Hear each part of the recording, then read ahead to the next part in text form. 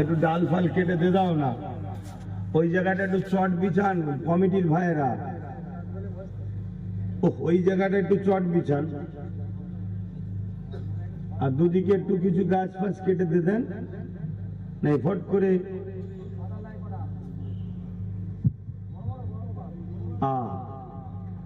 আমার দয়ান নবীর গায়েতে নূরের বদনেতে মশা মাছি কিছুই বসতো না। বলুন সুবহানাল্লাহ। আরো জোরে বললেন না? কোথায় আমরা আর কোথায় হুজুর? হ্যাঁ ঠিক আছে, পাখা ঠিক আছে, পাখার সমস্যা, পাখা এখনো টানছে।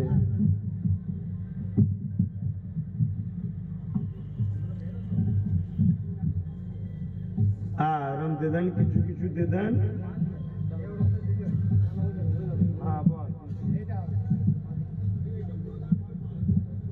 আয় মাইক আছে বল।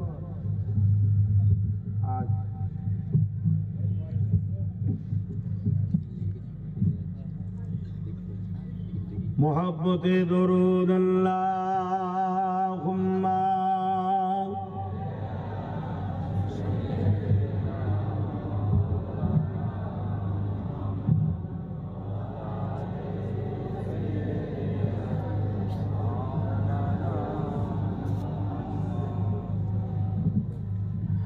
सदाग़े महशर में लब्बाई लब्बाई जहाँ उम्मतों ने पुकारा मुहम्मद,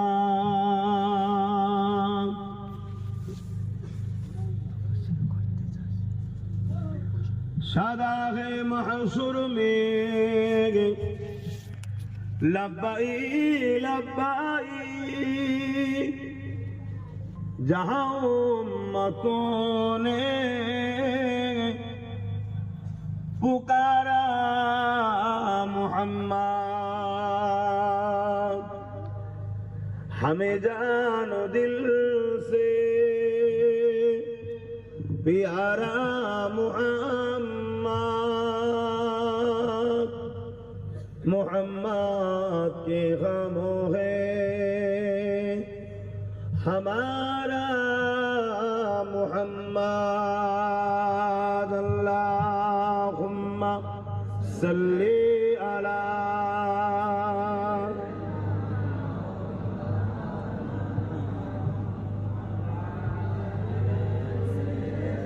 বক্সে একটু সামান্য ভাষা, বক্সটা সামান্য।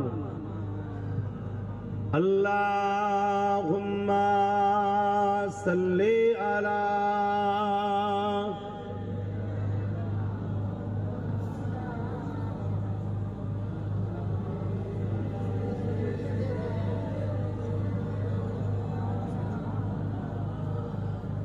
मेरे आंखों की बुदली में जलवा मोहम्मद का, मेरे दिल के आईने में नक्शा है मोहम्मद का। कोई जन्नत में जाएगा, कोई दोज़ख में पहुंचे, मदीने की तरफ दौड़े दीवाना मोहम्मद का। अल्लाहुम्मा सल्ली अला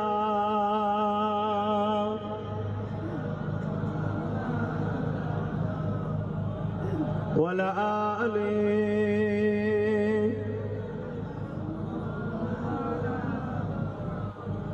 कलमे ला इलाहा इल्लल्लाह, ला इलाहा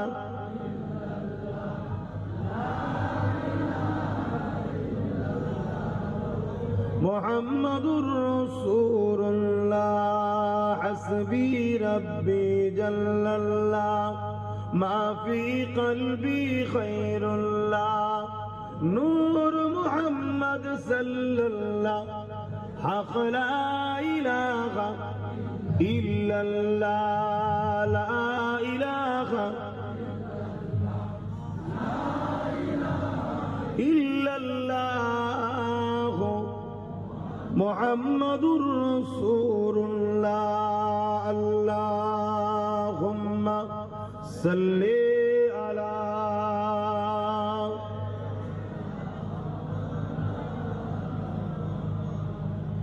وعلى آله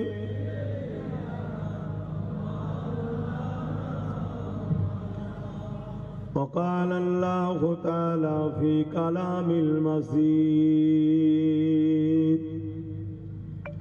الفرقان الحميد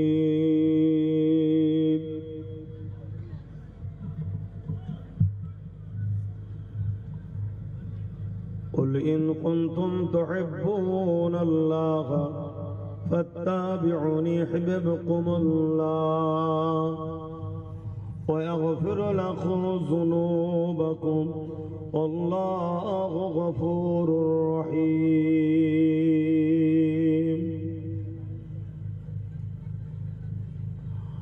وقال النبي صلى الله عليه وسلم من أحب لله وأبغض لله وعطى لله ومنع لله فقد استكمل الإيمان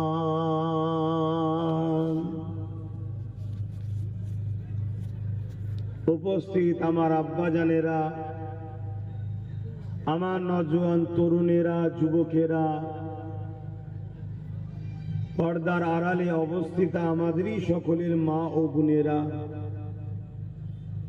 সম্মানীয় উলামা হযরত, হাফেজে কোরআন, নামাজি, মুত্তাকি, পরহেজগার ইমাম সাহেবগণেরা, বিশেষ করে আমাদের নতুন প্রজন্ম ছোট ছোট বাবুরা, আজ প্রতি বছরের ন্যায় এবছরও কোরআন সুন্নাহ তথা দ্বীন ইসলামের একটা আলোচনা সভা আপনারা আয়োজন করেছেন।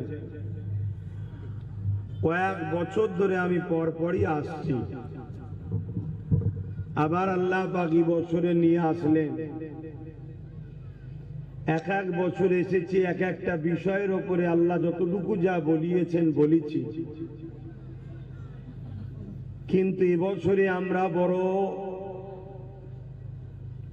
বেদনা ভরা দিন নিয়ে বুকলিয়ে আমরা সবাই ঘুরছি। আমরা সবাই দুঃখিত, মর্মাহত, আমরা সবাই আজকে কষ্টের মধ্যে আছি। আমরা বলতে শুধু মুসলমান নয়, প্রত্যেকটা মানবতা প্রেমিক আজকে তারা কষ্টের মধ্যে আছে।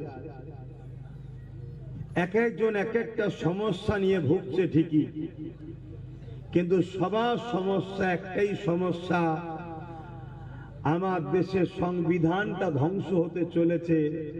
এজন্য আমরা পুরো দেশবাসী যারা দেশকে ভালোবাসি সবাই কিন্তু দুঃখে আছি।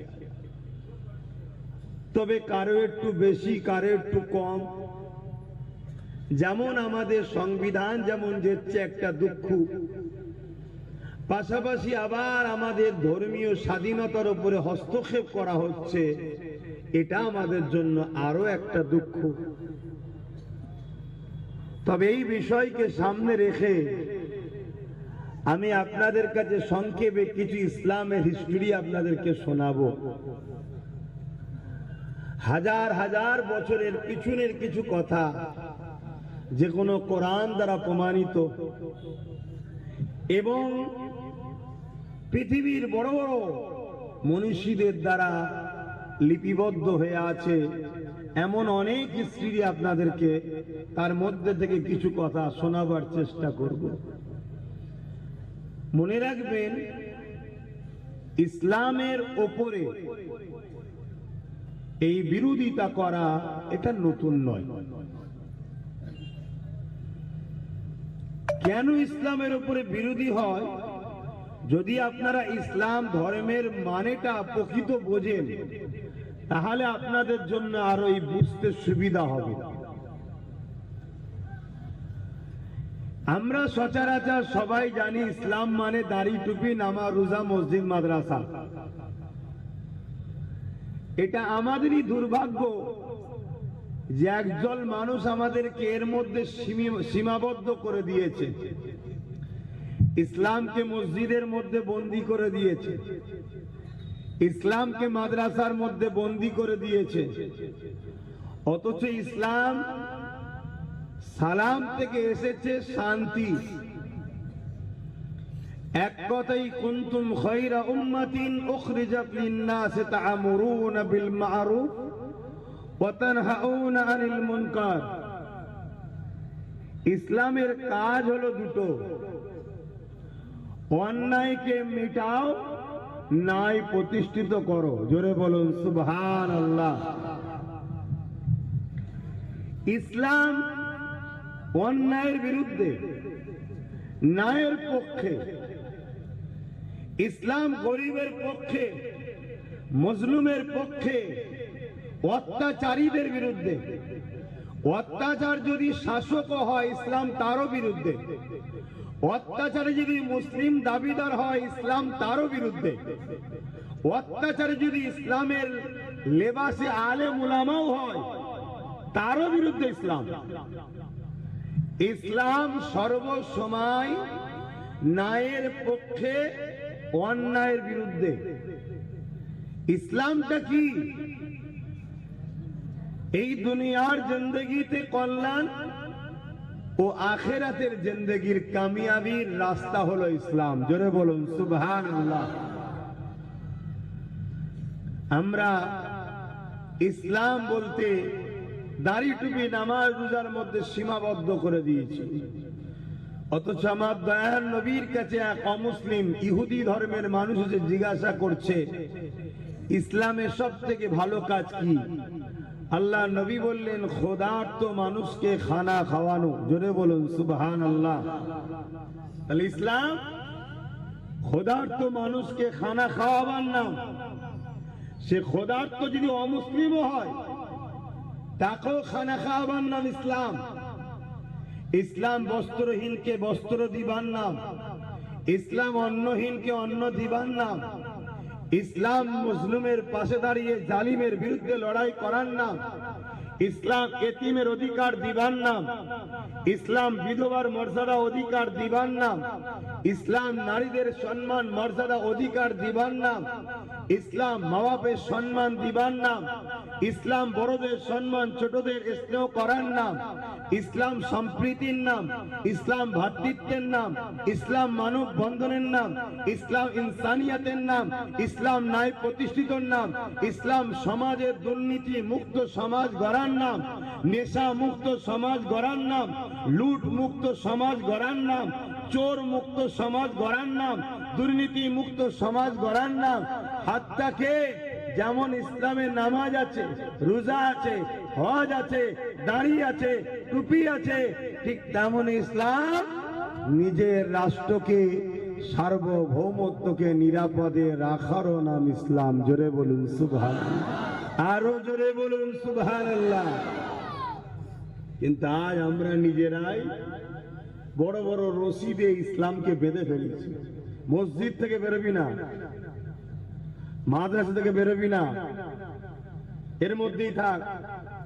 সংসার জীবনে আমাদের ইসলাম নাই, সামাজিক জীবনে ইসলাম নাই, অর্থনীতি জীবনে ইসলাম নাই, রাষ্ট্রীয় জীবনে ইসলাম নাই, পারিবারিক জীবনে ইসলাম নাই, রাজনীতির জীবনে ইসলাম নাই। তাই তো আমাদের দুর্দশা খারাপ। ইসলাম কি? এই পৃথিবীতে ১৫০০ বছর আগে আমার নূর নবী, দয়াল নবী এসেছিলেন। যখন এসেছিলেন, এই পৃথিবীতে মানুষগুলো সব মানবরূপী পশু হয়ে গিয়েছিল। যার জোর তার লুট, খুন খারাবি, দাঙ্গা ফাসাদ মা বাপের উপরে জুলুম, রেপ, নারীদেরকে জ্যান্ত পুঁতে দেওয়া, নকল খোদার উপাসনা করা, 360টা প্রভু বানিয়ে কাবায় সেই প্রভুকে খুশি করার জন্য বাচ্চাদেরকে হত্যা করা, যত বুরাই কর্মকাণ্ডতে পৃথিবী ছেয়ে গিয়েছিল, ওই বুরাইগুলোকে মিটিয়ে পৃথিবীর মানুষকে হাসি ফুটিয়েছে। এটাই হলো হুজুরের ইসলাম। জোরে বলুন সুবহানাল্লাহ। নামাজ তো ব্যক্তি জীবনের ইসলাম। আমি নামাজ পড়েছি মাগরিবের আপনার গ্রামে এসে, এই পাড়ার লোকের কি উপকার হলো? এই পাশের অমুসলিম ভাইদের কি উপকার হলো? আমি নামাজ পড়েছি তো। বা মুসলমান আমার পাড়ার কি উপকার হলো? আমার নামাজ বিরোধী মনে করবেন না, নাউযুবিল্লাহ। নামাজকে কেউ যদি ক্রিটিসাইজ করে ইসলাম থেকে বেরিয়ে যাবে। আমি বুঝাতে চাইছি, তাহলে নামাজ এটা ব্যক্তি জীবনের। আমি পড়েছি আমার ফায়দা, সমাজের কোনো ফায়দা হয়েছে? রোজা আমি রেখেছি আমার ফায়দা, সমাজের কোনো ফায়দা? টুপি পরেছি আমার ফায়দা, সমাজের কোনো ফায়দা? দাড়ি রেখেছি আমার ফায়দা, নবীর সুন্নাত মানছি, সমাজের কি লাভ? কিন্তু এই সমাজকে যদি নেশা মুক্ত করা যায়, বলুন, এই সমাজের বেটি কোনো ডিভোর্স হতো না, এ সমাজের যুবক কোনো অ্যাক্সিডেন্ট করতো না, এ সমাজে ক্রাইম হতো না, এ সমাজে তিলোত্তমার মতো বোন আজও হয়তো পেশেন্ট দেখতো, এই সমাজের বুকে আনিস খানের মতো ছেলে আজও হয়তো মানুষের হয়ে হক কথা বলতো। এ সমাজে যদি মদ বা নেশা না থাকতো, তাহলে কেন্দ্র সরকার হয়তো কালা কানুনও তৈরি করতে পারতো না। কেন? যারা তার পক্ষে মাতলামি করে নাচছে কেউ দাঁড়াতো না। কোথা বুঝছেন না? বুঝেন না কেন? সবার মাথা ঠিক থাকতো, সবাই জানতো দেশের জিডিপি নষ্ট, রুজি রোজগার নেই, কারবার নাই, চাকরি নাই, দেশ ধ্বংসের দিকে, দেশকে বিক্রি করে দেওয়া হচ্ছে। সুস্থ মাথা থাকলে সবাই ভাবতো, কিন্তু নেশা মানুষকে এত অন্ধকারে নিয়ে চলে গেছে, নিজের ক্ষতিকারককে মনে করেছে আমার মাসিহা। কথা বুঝছেন না? বোঝেন না? তাহলে এই নেশাকে মিটানোর নাম হলো ইসলাম। এই সমাজে যদি রেপিস্টদের একটাই শাস্তি হতো, প্রকাশ্য রাজপথে তাদেরকে মৃত্যুদণ্ড দেওয়া হবে, তাহলে সমাজে বেটিগুলো নিরাপদ পেত না? পেত না? একটু হ্যাকি না বলে? এর নাম ইসলাম। এই সমাজে দুর্নীতিকারীদের শাস্তি মৃত্যুদণ্ড হবে। যদি সমাজ ব্যবস্থা এমন থাকতো, তাহলে সমাজে কোন গরিবকে দুবেলা খাওয়ার জন্য লাইনে দাঁড়িয়ে হাত পাততে হতো না। আর এই সমাজের এক শ্রেণীর মানুষ কোটি কোটি আরব টাকার মালিক হয়ে সমাজকে যে লুটছে, দুর্নীতি করছে, এটাও করতে পারত না। এই দুর্নীতি বন্ধ করার নাম ইসলাম। আজ থেকে ১৫০০ বছর আগে আমার নবী এসে যখনই বললেন এই অন্যায়ের বিরুদ্ধে কথা, সঙ্গে সঙ্গে আমার নবী পাকের বিরুদ্ধে তৎকালীন সময় দুর্নীতিবাজ নেতা আবু জেহেল, উতবা, সাইবা, আবু লাহাব, আবু সুফিয়ান, এরা সব আমার নবীর বিরুদ্ধে লেগে গেল। মনে রাখবেন, যুগে যুগে ইসলামের বিরুদ্ধে দুই শ্রেণীর মানুষ চরম ভাবে লেগেছে। নাম্বার 1 হলো জালিম, অত্যাচারী, দুর্নীতিবাজ শাসক। জালিম, অত্যাচারী, চরিত্রহীন, বদমাই, লম্পট, ফ্যাসিস্টবাদ চিন্তা করা শাসক, এরা আমার ইসলামের বিরুদ্ধে যুগে যুগে লেগেছে। আলহামদুলিল্লাহ, যুগে যুগে আল্লাহ এদেরকে মিটিয়েছে। ইসলাম মানুষের কাছে আরো প্রিয় হয়েছে। জোরে বলুন সুবহানাল্লাহ। কেন এরা বিরোধী করে? কেন? এই জালিম শাসকদের কাজ হলো সমাজের মানুষকে গরিব বানাও, ভিক্ষা দাও আর গোলাম বানিয়ে রাখো। আমি যা বলবো তাই, আমার দাস দাসী হয়ে থাক, আমার গোলাম হয়ে থাক, আমার কৃতদাস হয়ে থাক। আর ইসলাম কি বলছে?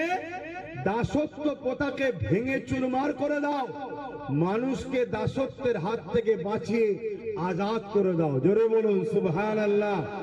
তাই দুষ্টু মাইন্ডেড, চরিত্রহীন, জালিম, অত্যাচারী শাসক যারাই, তারাই জানে ইসলামের আলো যদি জনগণ পেয়ে যায় তাহাদিরা সংগঠিত হবে, অন্যায়ের বিরুদ্ধে বলবে, জুলুমের বিরুদ্ধে বলবে, দাসত্ব প্রথা ভাঙার জন্য বলবে, গরিবের পক্ষে দাঁড়াবে, বিধবার পক্ষে দাঁড়াবে, মজলুমের পক্ষে দাঁড়াবে। সে মজলুম যদি অন্য সম্প্রদায়ের হয়, ইসলামের অনুসারী তার পাশেও দাঁড়াবে। তাই ইসলামের আলোকে নিভিয়ে দাও, ইসলামকে মিটিয়ে দাও, ইসলামকে বন্ধ করে দাও। ইসলামের আলো যখন পাবে না, এই মুসলমান গুলোকে দিয়েই জুলুম করাবো, এই মুসলমান গুলোকে দিয়েই অত্যাচার করাবো, এই মুসলমান গুলোকে দিয়েই সমাজে গুন্ডাগিরি, লুট, দাঙ্গা করাবো। আজকে সেটা ঘটছে না, ঘটেনি কেন? আমাদের থেকে ইসলামকে নিয়ে গিয়ে মসজিদ মাদ্রাসার মধ্যে কিছু মোল্লা মৌলী সাহেবরা তালা মেরে রেখে দিয়েছে। আমার কথা খারাপ লাগছে? এবার এই যে কথাটা বললাম, কিছু এই কথাটাকে নোট করে দেখবেন, আমাকে নেটে গাল দেয়। কেন? যারা এই কাজে নেমেছে যে মুসলমানকে শুধু বুঝাও, ও অন্যায়ের প্রতিবাদ করতে হবে না, গা ভেসিয়ে চলো, যা হচ্ছে ডাল ভাত খাও, অন্যায় হচ্ছে হোক গে যা, তুমি আল্লাহ আল্লাহ করো। এই মাইন্ড যারা তৈরি করেছে তারা কোটি কোটি টাকা পায় ভাড়াটিয়া। এদেরকে নাবিয়েছে ইসলামের দুশ্মনেরা। তারা তখন দেখছে যে কথাটা তো সত্য হচ্ছে, আমরা ধরা পড়ে যাব, তাই তারা তখন আমার সমালোচনা করে, গাল দেয়, মা তুলে গাল দেয়, বাপ তুলে গাল দেয়। সেদিন দেখলেন না কলকাতায় মুখ ভর্তি দাঁড়িয়ে মাথায় টুপি, দেখেছেন কি কেউ? হ্যাঁ কি না বলেন? কারা কারা দেখেছেন একটু হাত তুলে সাক্ষী দেন। আমার বাপ মা তুলে গাল দিচ্ছে না, দেয় না? দেখেছেন না কলকাতা? কি অপরাধ করেছেন, কি অন্যায় করেছি? হ্যাঁ, আজ থেকে 10 বছর আগে থেকে বলছি, ওয়াকফ যাচ্ছে, ওয়াকফ যাচ্ছে, সংগঠিত হও, ঐক্য হও, রাজ পাওয়ার তৈরি করো। কেন? আইন যারা তৈরি করে, আইনকে কাটতে গেলে আইনেরই শক্তির দরকার আছে। সেদিন তারা আমাকে দালাল টালাল কত কি বলেছিল, বলেছে না বলেনি? আজকে যখন আমার তারাই দেখছি এক অংশ এখনো দেখি গাল দিচ্ছে, সেই ঘুরিয়ে ফিরিয়ে। যা কেটে মনে দুঃখ নিবার কিছু নাই। যুগে যুগে যারা ইসলামের পক্ষে ছিল, মুনাফিক আর জালিম শাসকরা তাদেরই বিরোধী করেছে। আগে নবীদের বিরোধী করেছে, তারপরে সাহাবাদের বিরোধী হয়েছে, তাবেঈনদের বিরোধী হয়েছে, ইমাম মুস্তাহিদদের বিরোধী হয়েছে। আজ জমিনের উপরে যারা নবীর পক্ষে, ইসলামের পক্ষে আলেম উলামা কথা বলবে, তাদেরও বিরুদ্ধে আজকে হবে। কেননা জালিম শাসক চায় ইসলামের পক্ষে যেন মানুষ কথা না বলে, গরিবের পক্ষে যেন মানুষ না কথা বলে, মুসলিমের পক্ষে মানুষ যেন না কথা বলে, অসহায়ের পক্ষে মানুষ যেন না কথা বলে। কেননা জালিম শাসকদের চরিত্র হলো একটাই, সমাজে যত গরিব বাড়বে, অল্প ভিক্ষায় তাদেরকে নিজেদের গোলাম বানিয়ে রাখা যাবে। বুঝছেন তো নাকি? তাহলে এর বিরুদ্ধে ইসলাম না, ইসলাম না বলুন? তাহলে ইসলামের যদি আমি দাবিদার হই, তাহলে জালিম শাসকের বিরুদ্ধে কথা বলতে হবে না, হবে না? কথা বললে কি লাভ জানেন? আল্লাহ নবী বলেছেন, জালিম শাসকের সামনে হক কথা বলা, জালিম শাসকের বিরুদ্ধে হক কথা বলা সব থেকে বড় জিহাদের সওয়াব। জুড়ে বলুন সুবহানাল্লাহ। এবারে আমাদের সমাজে জিহাদের একটা ভুল মানে সমাজে করা আছে, আছে না নাই? জিহাদ শব্দের বাংলা মানে হলো বুরাই থেকে নিজেকে বাঁচিয়ে রাখা, বা যে কোনো বুরাই থেকে সমাজকে বাঁচিয়ে রাখার জন্য চেষ্টা করা, একে বলা হয় জিহাদ। কথা বুঝে আসছে? বা কোনো ভালো কাজকে সমাজে প্রতিষ্ঠিত করার জন্য চেষ্টা করা, এটাও হলো জিহাদ। আজ যেমন প্রশাসনরা, কিছু ভালো পুলিশ আছে, সবাই না হলো, সমাজকে দুর্নীতির হাত থেকে, চোরেদের হাত থেকে, সাম্প্রদায়িক দাঙ্গা যারা লাগাতে চাইছে তাদের হাত থেকে সমাজকে বাঁচাবার জন্য যেসব প্রশাসনরা চেষ্টা করছে, এই যে চেষ্টা করছে এটাকে আরবিতে বলা হয় জিহাদ। কথা মাথায় ঢুকলো ভাই? কিন্তু সমাজের মিডিয়া প্রচার করেছে জিহাদ মানে মুসলমানরা মুসলিমদের ঘরে মারা। মানে কিভাবে এরা গাঁজা খায় আর কোথা থেকে পায় এরাই ভালো জানে। বুঝছেন তো নাকি? অসুবিধা হচ্ছে? তাহলে নম্বর 1 ইসলামের দুশমন চিনতে পারলাম, জালিম অত্যাচারী শাসক। আজকের দিনও পৃথিবী জুড়ে যারা জালিম অত্যাচারী শাসক আছে তারা ইসলামের বিরোধী করছে। যেমন আমার দেশে জালিম অত্যাচারী শাসক ইসলামের বিরোধী করছে। কেন বিরোধী করছে? ইসলামের সত্য আলো যদি বন্ধ না করে দেওয়া যায়, আমরা যে মানুষের প্রভু হতে চাইছি, মানুষকে যে গোলাম বানাতে চাইছি, দিনকে দিন মানুষকে মদ ধরিয়ে দিয়ে তাদের দ্বারা সমাজে যে হট্টগোল অত্যাচারের রাস্তা খুলে দিয়েছি, যদি ইসলামের আলো পেয়ে যায় তাহলে সমাজ আমাদের কথা শুনবে না, সব নাই সত্যর দিকে চলে যাবে। জোরে বলুন সুবহানাল্লাহ। আপনি মিডিয়া খুলুন, মিডিয়া খুলে দেখুন, গত দুদিন আগে দেখছিলাম এই ভারতবর্ষেরই কেন্দ্রে যে সরকার আছে সেই সরকারেরই একটা দলের কার্যকর্তা চেয়ারে বসে আছে। একজন কার্যকর্তা এসে তাকে বলছে, তুই ছোট লোক এখানে বসেছিস কেন? তুই নিচু জাত এখানে বসেছিস কেন? যা পিছনে যা, পিছনে যা, পিছনে যা। কি বুঝছেন? এই যে জাতের ভেদাভেদ, এই জাতের ভেদাভেদকে ভেঙে দিয়ে মানুষ মানুষের পাশে থাকবে, এই শিক্ষা দিয়েছে ইসলাম। জোরে বলুন সুবহানাল্লাহ। তাহলে একই দলের দুজন কার্যকর্তা একজন আরেকজনকে অপমান করছে। কেন? সে নিচু জাত। আর আমি আপনাদের বলছি, আপনাদের প্রতিবেশী যারা এসটি এসসি আছে তাদের সঙ্গে বন্ধুত্ব করুন, তাদেরকে বুঝান, ভাই তোমার ধর্ম তোমার কাছে, আমার ধর্ম আমার কাছে। আমি ধর্ম নিয়ে তোমার সঙ্গে আলোচনা করতে আসিনি, আর তোমার আমার কাছে ধর্ম নিয়ে আলোচনা করতে আসবে না। তোমার ধর্মগুরু তোমার থাক, আমার ধর্মগুরু আমার থাক। একজন দেশের নাগরিক হিসাবে তোমায় বুঝাচ্ছি, যতদিন ভারতে মুসলমান থাকবে ততদিন তোদেরকে সম্মান করবে, ভালোবাসবে, পাশে ডাকবে। যেদিন মুসলমান থাকবে না তোদেরকে অছুত বলে তাড়া করবে, তোদেরকেও পিটবে। কিছু বুঝছেন না? বোঝেন না? তাহলে এইভাবে এখন তো হওয়া দরকার আছে না? নাই? এটা কে বুঝাবে? আপনাকে বুঝাতে হবে। আপনার প্রতিবেশী এসটি এসসি যারা আছে বুঝাতে হবে না? হবে না? আমাদের কাছে এসসি এসটি বলে কিছু না, আমাদের কাছে সবাই মানুষ এক। কিন্তু এটা সিস্টেম তৈরি হয়েছে তো নাকি? সেটা বোঝাবার জন্য আপনাদের বললাম যে ভাই রে, যতদিন মুসলমান আছে আমাদের পিছনে তোদেরকে লাগাবে বলে তোদেরকে হাওয়া দিচ্ছে। মনে রাখবি, যেদিন আমাদেরকে শেষ করে দিতে পারবে সেদিন তোমাদের ঘরেও অছুত বলা হবে। অলরেডি উত্তরপ্রদেশে যেমন বলা হচ্ছে। কি বলা হচ্ছে? ঘোড়া করে বিয়ে করতে গেছে, ঘোড়া করে বিয়ে করতে গেছে, তাকে পিটিয়ে মেরে ফেলেছে। কেন? সে দলিত ঘরের ছেলে। তুই ঘোড়ার পিঠে উঠবি কেন? তুই নিচু জাত না? এই যে উঁচু জাত নিচু জাত বৈষম্য তৈরি করা, এটাকে গরিবের নওয়াজ ভারতবর্ষে ভেঙে দিয়েছে। জোরে বলুন সুবহানাল্লাহ। রাতটা কোথায় বুঝতে পারছেন তো নাকি? আমরা মানুষকে বুকেলি, ওর কি ধর্মের পরিচয় ওটাও সিনার কাছে, আমার কি ধর্মের পরিচয় ওটা আমার ব্যাপার। কিন্তু ও মানুষ, আমিও মানুষ। ওর প্রথম বাবা যে, আমারও প্রথম বাবা সে। সবাই হলো বাপ আদম মা হাওয়ার সন্তান, সবাই হলো এক সৃষ্টিকর্তার সৃষ্টি। ওনাকেও যে খাওয়ায় আমাকেও তিনি খাওয়ায়। আকাশ থেকে পানি হলে ওনার জন্য হয়, আমার জন্য হয়। কোন খাদ্য জমিন থেকে উঠলে ওনার জন্য হয়, আমার জন্য হয়।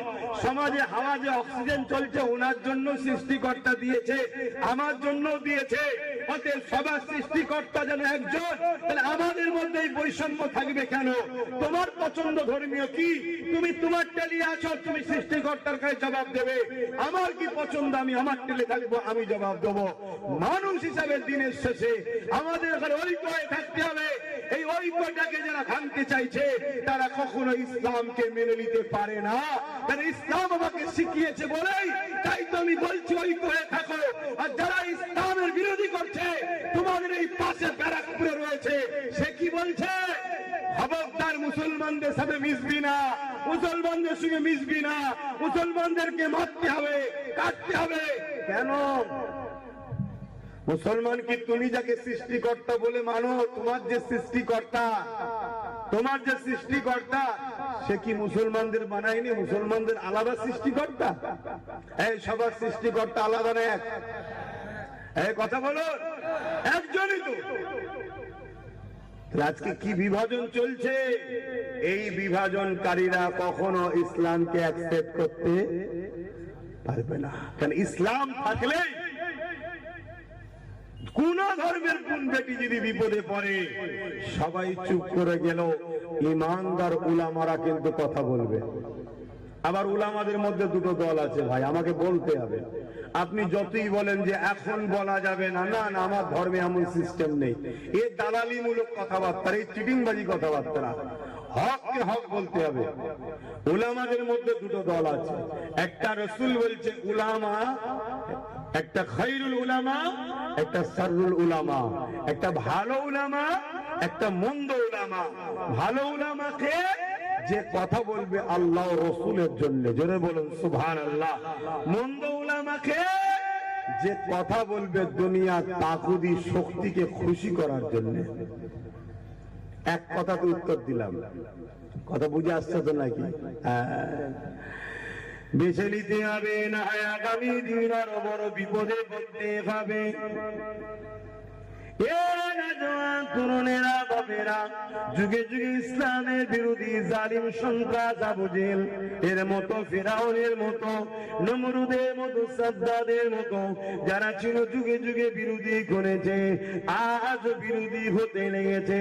তবে মনে রাখবেন, সেদিনে যারা বিরোধী করেছিল আল্লাহ তাদেরকে মিটিয়ে দিয়েছে।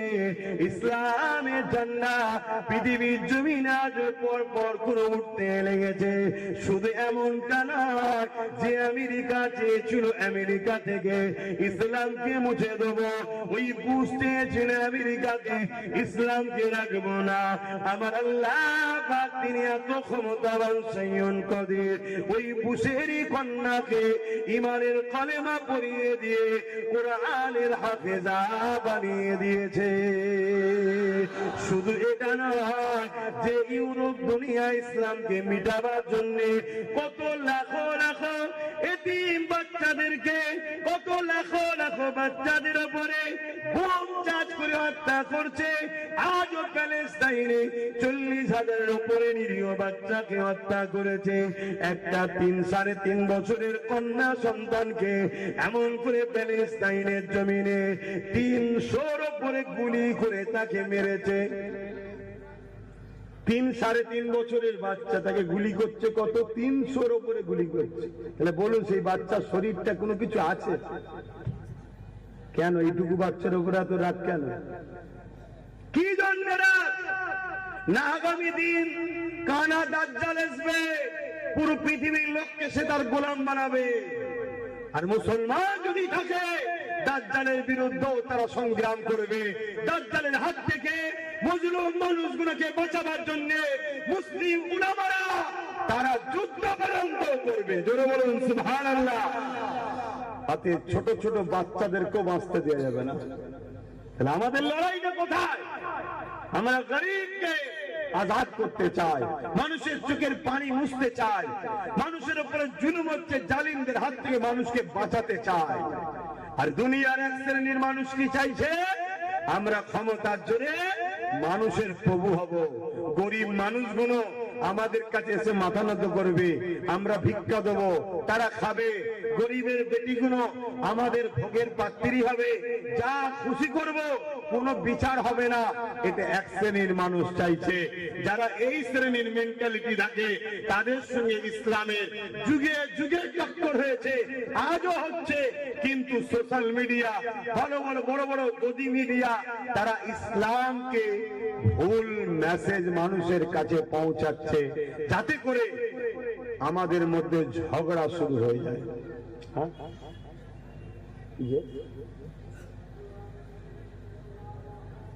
আচ্ছা, নামাজ পড়ে যাবে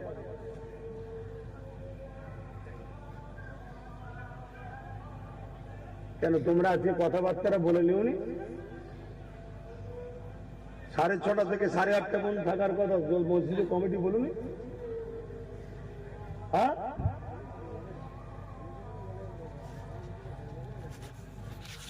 এই যে জিনিসগুলো, এগুলো খুব বাড়াবাড়ি খারাপ জিনিস। নিজেদের মধ্যে মিলেমিশে কথা বলে নিতে হয়।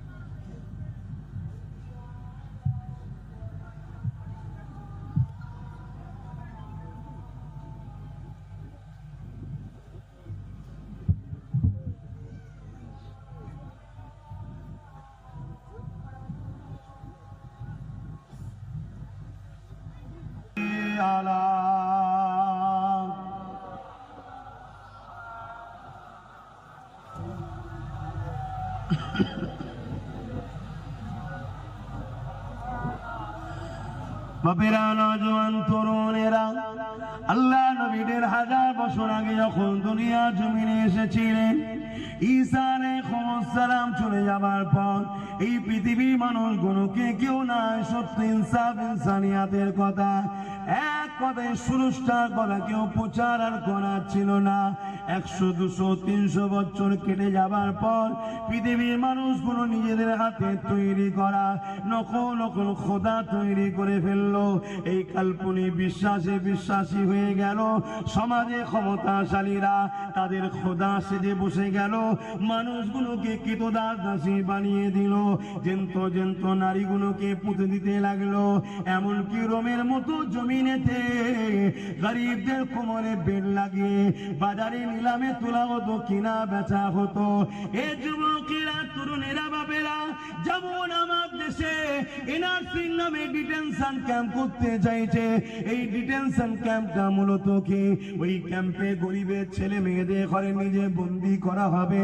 ওখানেই তারা থাকবে, ওখানেই সংসার হবে, ওখানেই ছেলে পুলি হবে, ওখানেই সংসার জীবন করবে। পেটের জ্বালাটুকু নিবারণের জন্য খানাটুকু দেওয়া হবে এবং বড় বড় কোম্পানির কাছে ওই গরিবদের ঘরে লেবারের কাজ করতে হবে, বিনিময়ে কোনো পারিশ্রম পাবে না। শুনছেন তো নাকি? এসব জাহিলিয়াত যুগে হয়েছে, সেই জিহালাত পুনঃ আবার চালু করতে চাইছে। এর বিরুদ্ধে সর্বোচ্চ শক্তি দিয়ে গরিবদের ঘরে বাঁচাবার নাম হলো ইসলাম। জোরে বলুন সুবহানাল্লাহ। সে যদি অন্য ধর্মের মানুষের উপরও জুলুম হয়, তথাপিও তার ধর্ম দেখুনি মানুষের উপর জুলুম হচ্ছে, তার পাশে দাঁড়িয়েও তাকে এই জুলুম থেকে উদ্ধার করার নাম হলো ইসলাম। জোরে বলুন সুবহানাল্লাহ। তাই তো আমার ওয়াজেতে অনেক মুসলিম ছেলেরা বলে, হুজুরের ছেলের পার্টির কথা বলবে জলসাই কেন? মূর্খ, জানেই না ধর্ম কাকে বলে। ও জানেই না ধর্ম কাকে বলে, আর ওকে জানতে দেওয়া হয় না। তো শুধু তোর দোষ নয়, ও যদি জানতো তাহলে ও জালিমদের সাথ কখনো দিত না। আল্লাহ পাক আমার নবী পাককে দুনিয়া জমিনে পাঠালেন। আল্লাহ নবী বড় হতে লাগলেন। 40 বছর বয়সে নবী আমার সর্বপ্রথম তাদেরকে মেসেজ দিতে লাগলেন, লা ইলাহা ইল্লাল্লাহ আনা মুহাম্মদ রাসূলুল্লাহ। তোমাদের রব, তোমাদের স্রষ্টা, তোমাদের খালিক তিনি হলেন একজন, তিনি হলেন লিল্লাহি মা ফিস সামাওয়াতি ওয়া মা ফিল আরদ, তিনি হলেন আল্লাহ পাক। তিনি আমাকে মুহাম্মদ রাসূল করে পাঠিয়েছে, তোমাদের জন্য মেসেজ দাতা করে পাঠিয়েছে, সুসংবাদ দাতা করে পাঠিয়েছে। তোমরা যে নারীগুলোকে যন্ত্র পুঁতে দিচ্ছ, এখনো পোতা বন্ধ করো। এ আবু জেহেল উতবা সাইবা, এ আবু সুফিয়ান, মানুষের উপরে যে রাজ ক্ষমতা দিয়ে জোর করে তাদেরকে গোলাম বানিয়ে রেখেছো, তাদের উপরে অত্যাচারী করছো, এগুলো বন্ধ করে দাও। আমার নবী পাক যখনই নাই কথা বললো, সঙ্গে সঙ্গে আবু জেহেল উতবা সাইবা আমার নবী পাককে রুকার জন্য পুরো রাজ পাওয়ার ক্ষমতাকে লাগিয়ে দিল। সে তার গুন্ডা বাহিনী লাগালো, সে তার ক্যাডার বাহিনী লাগালো, সে তার লোককে লাগিয়ে দিল। আমার নবী পাককে বিভিন্ন দিক দিয়ে রুখতে লেগেছে। এমনকি আমার নবী পাক যখন সিজদায় পড়ে যায়, আমার নবী পাকের পিঠের উপরে পচা দুম্বার ভুঁড়িকে পর্যন্ত চাপিয়ে দেয়। আমার নবী পাক মাথা তুলতে পারছে না।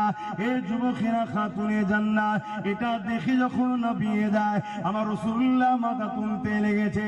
এমনকি আমার নবী পাক সাল্লাল্লাহু পাহাড়ে গিয়ে গাছের পাতা ফলমূল খেয়ে রাতের অন্ধকারে মানুষকে ইনসাফের দিকে, ন্যায়ের দিকে, সত্যর দিকে, কল্যাণের দিকে, কামিয়াবির দিকে আল্লাহ নবী মানুষ দিবাকে দাওয়াত দিয়েছে। হে যুবকেরা, তরুণেরা, বাপেরা, আমার নবী কত কষ্ট করে ইসলাম দিয়ে গেছে।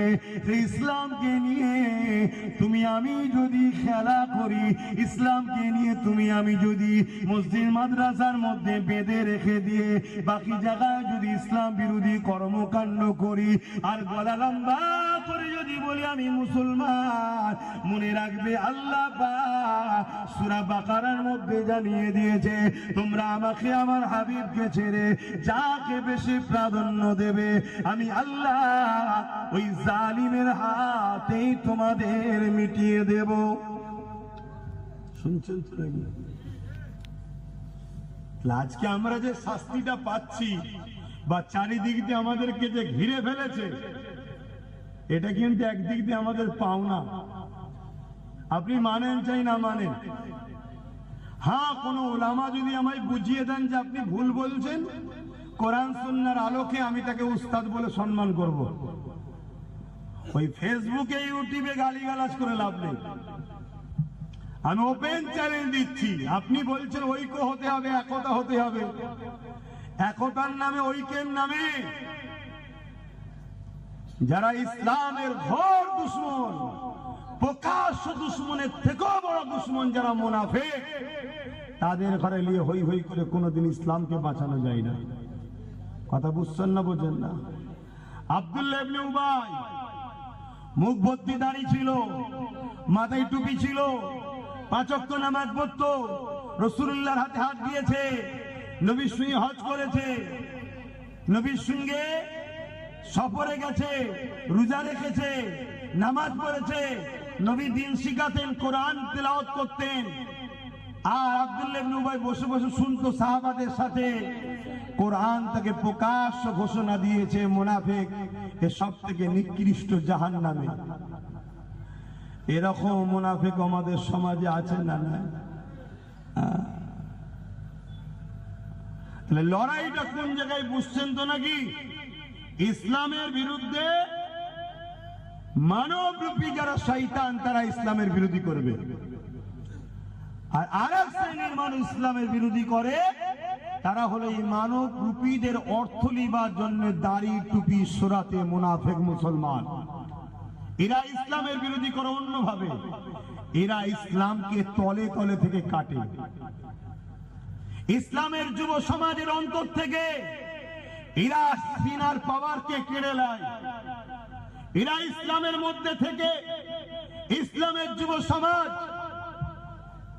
তাদের অন্তর থেকে যে পাওয়ারে বদরে জিতেছে, যে পাওয়ারে খাইবারে জিতেছে, যে পাওয়ারে খান্দকে জিতেছে, যে পাওয়ারে ওহুদের ময়দানে হারা লড়াই জিতেছে, যে পাওয়ারে আমার মঈনুদ্দিন আজমিরি একা জিতেছে, যে পাওয়ারে মুজাহিদ আলফে সানি জিতেছে, ওই সিনার পাওয়ারটাকে এই মুনাফিক মুসলমানরা আমাদের মধ্যে থেকে আস্তে আস্তে কেটে নিচ্ছে। ওই পাওয়ারটা হলো সিনার পাওয়ার, অর্থাৎ নবীর প্রেম ও আদব। জোরে বলুন সুবহানাল্লাহ। দুনিয়া যদি পুরো একদিকে হয়ে যায়, তথাপিও যারা রসুলের প্রেম ও আদব করে নেই, ওই মুনাফিক গাদ্দারদের সঙ্গে মিশতে আব্বাস সিদ্দিকী পারবে না। কথা ক্লিয়ার না? ক্লিয়ার নাই? ব্যাস, তাতে আপনি আগামী দিন আরো যা বলেন আমাকে বলে লিখে যান, আরো যা বলেন বলে লিখে যান। কারণ ইতিহাস সাক্ষী দিচ্ছে, সংখ্যা যেদিন কম ছিল সেদিন আমরা বিজয় হয়েছি, সংখ্যা যেদিন বেশি ছিল সেদিন আমরা মার খেয়েছি। 100 বছর কম বেশি হতে চলেছে প্যালেস্টাইন মার খাচ্ছে। কত বছর? আমরা জানি 5-6-7 বছর না, 100 বছর ধরে প্যালেস্টাইনের মানুষ মার খাচ্ছে। 100 বছর ধরে কত লাখ যে প্যালেস্টাইনের বাচ্চা শহীদ হয়েছে আল্লাহ ভালো জানে, কত মা বোন যে রেপ হয়েছে আল্লাহ ভালো জানে, কত মা বোন যে হত্যা হয়ে গেছে আল্লাহ ভালো জানে। 100 বছর পরে আজকে প্যালেস্টাইন পুরো নিশ্চিহ্ন হতে চলেছে। কিন্তু আমি আপনাকে জানিয়ে দিয়ে যাচ্ছি, নোট করুন, ইনশাআল্লাহ সেদিন বেশি নয়, খুব শিগগিরই আল্লাহ চাইলে আপনারাও শুনতে পাবেন প্যালেস্টাইন বিজয় হচ্ছে। জোরে বলুন সুবহানাল্লাহ, আরো চিৎকার দিয়ে বলুন সুবহানাল্লাহ। ইতিহাস এটা, আপনাকে ইতিহাস ছেড়ে দিলে হবে না।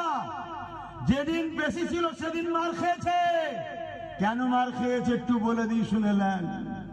হযরতে নবী লূত আলাইহিস সালামকে আল্লাহ বলেছিলেন 80,000 লোক মারবো। কত হাজার? তার মধ্যে 40,000 ভালো, 40,000 খারাপ।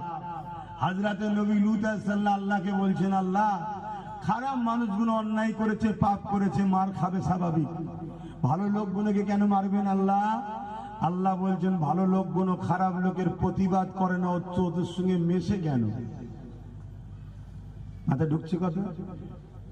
এখন কিন্তু পুরো সলিড হয়ে গেছে, চাপে পড়ে হোক বা আগে থেকে হোক, এখন পুরো সলিড। 313 জন বদর, কথা বুঝছেন না? বোঝেন না? শুধু 313 জন বদর নয়, আর এক 313 জন হয়েছিল মসজিদে আকসাকে উদ্ধার করার জন্য। হযরতে নূহ বিন ইউসা হুজুর তিনি মসজিদে আকসাকে ফতহ করেছিলেন মাত্র 313 জনকে দিয়ে। জোরে বলুন সুবহানাল্লাহ। আমার কথা কি বুঝছেন? তাহলে বিজয় কোন জায়গায়? সংখ্যাতে? বলেন বলুন। বিজয় কি অস্ত্রতে? বিজয় কি মাসুল পাওয়ারে? বিজয় কি ম্যান্ডেট পাওয়ারে? বিজয় কি মানি পাওয়ারে? বিজয় কি ম্যান পাওয়ারে? বিজয় কি পারমাণবিক শক্তিতে? না বন্ধু না। বিজয়ের ফয়সালা জমিনে হয় না, আসমানে হয়। বিজয় হয় সিনার পাওয়ারে, আর সিনার পাওয়ার হলো মুহাম্মদ রাসূলের আদব ও প্রেমের নাম। জোরে বলুন সুবহানাল্লাহ, আরো চিৎকার দিয়ে বলুন সুবহানাল্লাহ। আমার মসজিদ, আমার মাদ্রাসা আজকে আইন তৈরি হয়েছে, তাই তো নাকি? সবার বুকে ব্যথা, ঠিক না? সবার বুকে ব্যথা হওয়াটা স্বাভাবিক, কিন্তু এই মসজিদ মাদ্রাসা তিলে তিলে তিলে তিলে এই ভারতবর্ষে 50-60 বছর ধরে বেউজ্জতি হচ্ছে না, হয়নি? মসজিদের সম্পদ, মসজিদের কমিটির অনেক জায়গায় লুটে খাই না কথা বলো। মাদ্রাসার সম্পদ অনেক জায়গায় মুসলমানরা লুটে পুটে খায় না। এই অকাপ সম্পদ 77 বছর ধরে বিভিন্ন রাজনীতির দলের ছায়া থাকায় মুনাফিক মুসলমানরা দখল করে খাচ্ছে না, খায়নি। আল্লাহ পাক এমন জালিমকে বসিয়ে দিয়েছে, একেবারে লিখে দিচ্ছে। শুনছেন না? শুনেন না? এবারে আপনি যদি বলেন আমি কি করব, আল্লাহ বলবে আয় জাহান্নামে যা। তাহলে কি করতে হবে? ওই জালিমের হাত থেকে তোকে কাটতে হবে। ও আল্লাহ, এ তো অনেক বড় শক্ত কাজ, যখন নরম ছিল তখন করিসনি কেন? কথা কিছু মাথায় ঢুকছে? এ তো পরীক্ষা শুরু হয়েছে, এবারে প্রেমের এক্সাম দাও, প্রেমের ইমতিহান দাও, প্রেমের পরীক্ষা দাও। এ পরীক্ষায় তোমার জীবন লাগলে জীবন, মাল লাগলে মাল, রক্ত লাগলে রক্ত, যা লাগলে দিতে হবে। পারছি না বললে তো হবে না। কেন? যখন সময় ছিল তুই গাফলতি করেছিস। যখন সময় ছিল টিপে ধরলি হয়তো পেয়ে যেতিস, তখন তুই গাফলতি করেছিলিস। এখন তোকে তো বাপ এবারে, তখন হয়তো চর্চাপরের বিনিময়ে তুই সাকসেসফুল হতিস, এবারে জীবনের বিনিময়ে আমার মসজিদকে উদ্ধার তোদের করতেই হবে। এটা প্রেমের পরীক্ষা। আমার আজ কি ভুল লাগছে নাকি আপনাদের? কেন আমি ছোট মানুষ তো বুঝি কম হয়তো, তবে মনে রাখি এটা আল্লাহ যখন কাউকে দেয় তারা ছোট বড়র ব্যাপার থাকে না। আল্লাহ যদি কাউকে দেয় তাকে ছোট বড় ব্যাপার থাকে না। আমি নিজেও বলছি, আমি পুরো বাংলার বাইরে ভারতের বিভিন্ন রাজ্যে এবং ভারতের বাইরে যেখানেই যাই, আমি নিজে 100 বার স্বীকার করি, আজকেও স্বীকার করছি, এই যে আলোচনা করি, এই যে ওয়াজ করি, এই যে মানুষের গ্যাদারিং হয়, এই যে মানুষ ভালোবাসে, আল্লাহর জাত পাকের কসম করে বলছি, যার কুদরতি হাতে আব্বাস সিদ্দিকীর জান আছে, 1 চারানা পয়সা আমার কোনো কৃতিত্ব নয়। এসব কিছু কৃতিত্ব হলো মদিনাওয়ালার গোলামি করি, তাই আল্লাহ আমাকে শানের ইজ্জত দিয়েছে। এটা মদিনাওয়ালার অবদান। জোরে বলুন সুবহানাল্লাহ, আরো জোরে বলুন সুবহানাল্লাহ।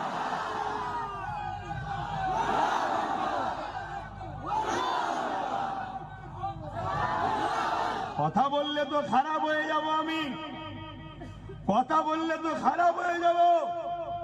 আপনি যাচ্ছেন মাদ্রাসা বাঁচাতে, আপনি যাচ্ছেন মাদ্রাসা বাঁচাতে,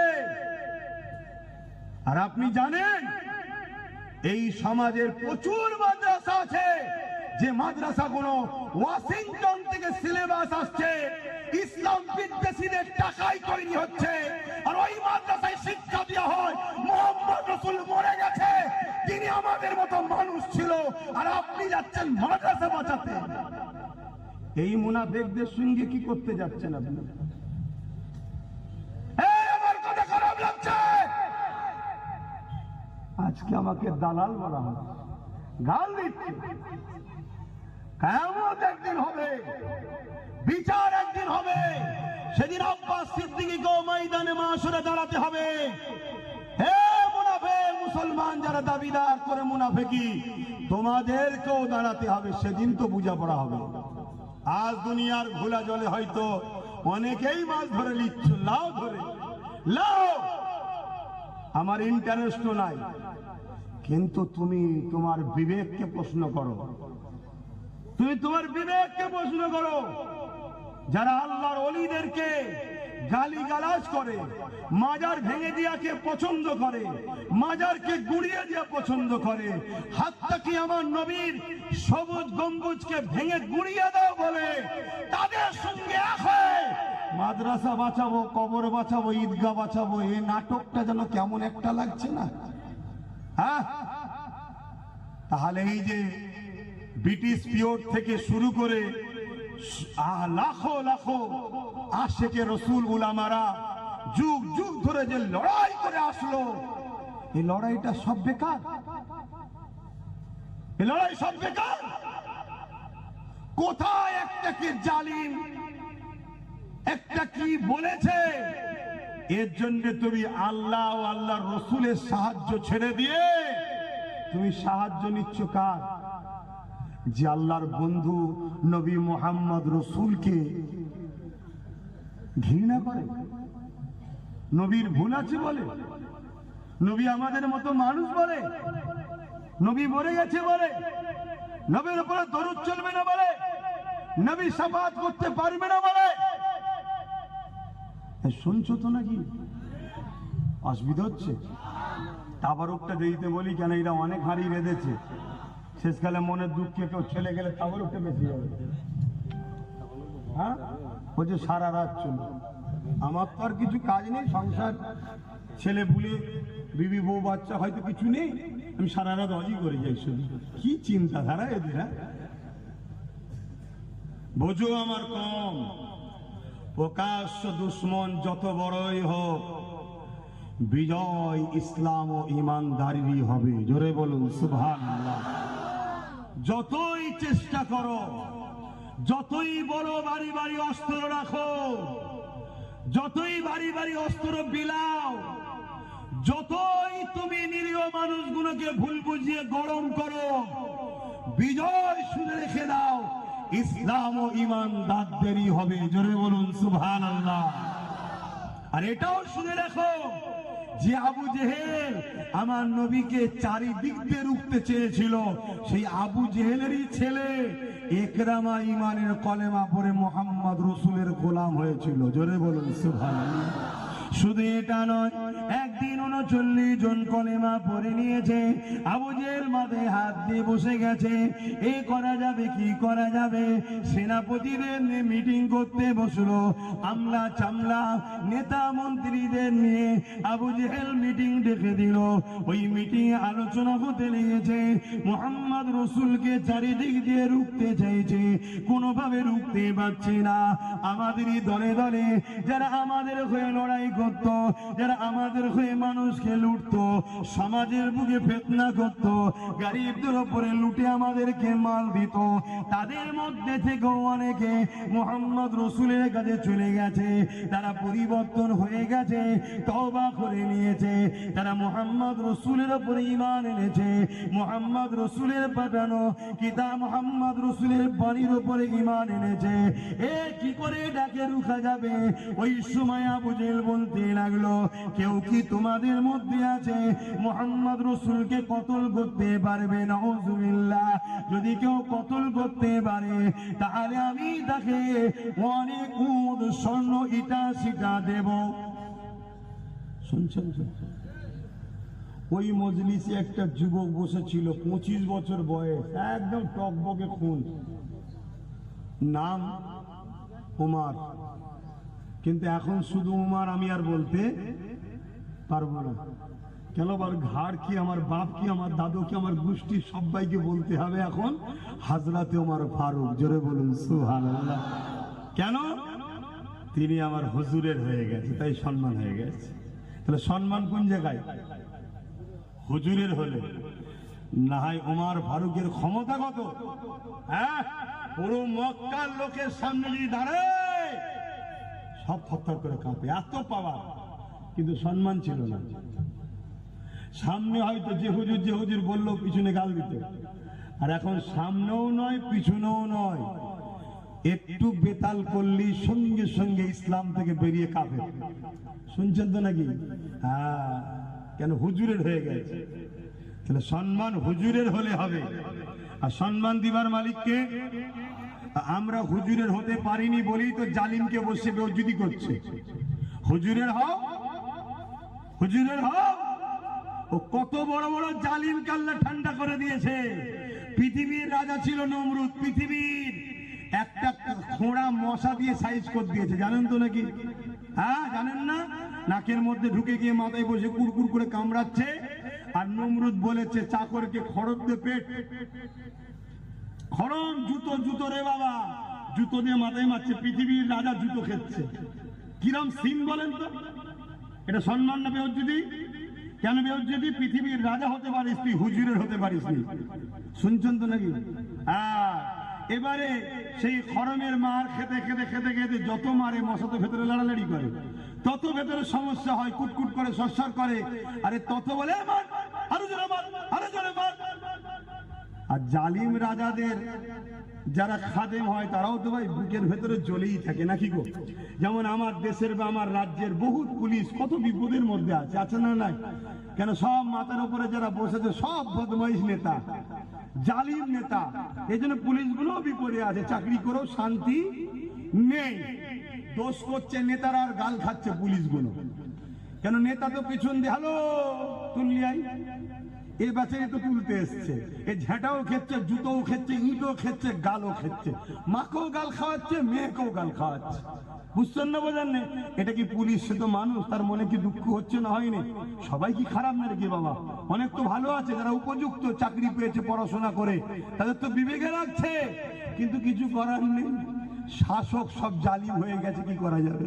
চল নাই চাকরি চল যাবে, আর না আমাকে আবার কোন কেসে জড়িয়ে জেলে ভরে দেবে, কোনো ঠিক আছে? সেও জ্বালার মধ্যে আছে। তো যা ওই খাদেমও তো জ্বালার মধ্যে ছিল। ফের এখন নমরুদ যখন বলছে আরো জোরে মার, আরো জোরে মার, আরো জোরে মার, ও সুযোগ পেয়ে গেছে, জান খুলে মারছে, দুম দুম করে মারতে মারতে কাঠের বাড়ি খেতে খেতে মাথা ফেটে গেছে। মাথা ফেটে গেছে, ফেটে যেতেই ফিচকিরিদের রক্তও যেমন বেরিয়েছে, আর এক কোনা দিয়ে ওই খোঁড়া আল্লাহ সৈন্য চলে গেছে। পৃথিবীর রাজা শেষ। কিন্তু ছোটখাটো চুনোপুটি, চিন্তা করার কিছু নেই। যদি হুজুরের হতে পারো, সম্মান আল্লাহ তোমার বাড়িয়ে দেবে। জোরে বলুন সুবহানাল্লাহ। তাহলে আমি কি বলবো, হযরত ওমর ফারুক রাদিয়াল্লাহু তাআলা। কিন্তু তখন তিনি ছিলেন শুধু ওমর, কিন্তু কথা আমি বলতে পারবো না, ওইভাবে ডাকতে পারবো না। হযরত ওমর ফারুক তখন 25 বছরের যুবক, উঠে দাঁড়িয়ে বললেন, আবু জেহেল, তুমি যা দেবে বলছো, ওয়াদা করছো, মুহাম্মদ সাল্লাল্লাহু আলাইহি সাল্লামকে কতল করলে, এটা কি তুমি দেবে না টোপ দিচ্ছ? মানে ওমর ফারুক হুজুরও জানে আবু জেহেল তো চিটিংবাজ, বলে কাজ করিয়ে নেবে না তো। যেমন এখন আমাদের মধ্যে সব অনেকের ঘুম ভেঙেছে, আমাদের অনেকের ঘুম ভেঙেছে যে এর কথার বিশ্বাস করা যাবে না, এ চিটিংবাজ। আগে অনেক কিছু বলেছিল, একটা কিচ্ছু করেনি। শুনছেন না শোনেননি? এজন্য কেউ শুনছে না, আন্দোলন করেই যাচ্ছে। বুঝতে পারছেন না, পারেন না, চিটিংবাজ বুঝতে পারছেন না? হাই দেখেন, মানুষ বুঝছে না, বোঝেন, হ্যাঁ কি না বলুন? হ্যাঁ, আগে যা বলেছিল সব ঢং মেরেছে। অতএব চিটিংবাজের ওপর আর ভরসা, অতএব যত যাই বলো, আন্দোলন করতে হবে। আন্দোলন ছাড়া উপায় না, আন্দোলন করতে। তবে হ্যাঁ, আমি বলবো সংবিধান বিরোধী নয়, গণতন্ত্র বিরোধী নয়, অন্য ধর্মের মানুষের ক্ষতি করে নয়। কেন আমাদের লড়াই কালা কানুন যে করেছে, তারও কালা কানুনকে রুকাত লড়াই, ঠিক না বেটি? তাহলে অন্য ধর্মের ভাইরা, তাদের বিরুদ্ধে যেন আমাদের আন্দোলন না হয়ে যায়। লোক চাইবে জড়িয়ে দিবার, এটা মুনাফিক, এটা মুনাফিক। কেন? ভোট দিয়েছে যেখানে 40টা মুসলমান এই কালা কানুনের বিরুদ্ধে, আর 192টা অমুসলিম ভাইরা কালা কানুনের বিরুদ্ধে ভোট দিয়েছে। 192টা অমুসলিম ভাই এই বিলকে চাই না, লোকসভাতে বিরোধী ভোট দিয়েছে, এই বিল বাতিল করো। তাহলে অমুসলিমরা আমাদের সাথে আছে না নাই? 192 মানে কি? এক একটা এমপি মানে যত কমই হোক 15 কোটি, গড়ে গড়ে 15 লাখ, গড়ে 15 লাখ। আর অমুসলিম ভাইয়েরা যেখান থেকে জিতেছে, স্বাভাবিক অমুসলিম ভাইয়েরা সংখ্যা গুরু, সেখানে বেশি সংখ্যা।